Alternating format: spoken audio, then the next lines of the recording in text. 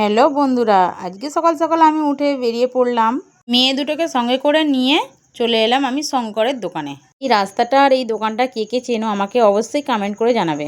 এই শঙ্করের দোকানটায় প্রচুর ভিড় হয়, তো আমরা যখন এসেছি তখন পুরো বন্ধ ছিল, তারপরে খুললো দোকানটা। তারপরেও যে এত ভিড় হলো, আমাদের আস্তে আস্তে বেলা 3টে বেজে গেল।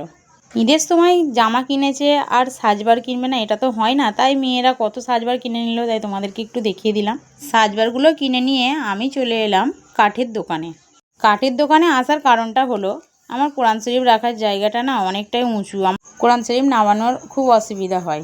তাই আমি দেয়ালে মারার জন্য কাঠের একটা তাক নিয়ে নিলাম দোকান থেকে। তো দোকানদার আমাকে খুব ভালো করে বানিয়ে দিল।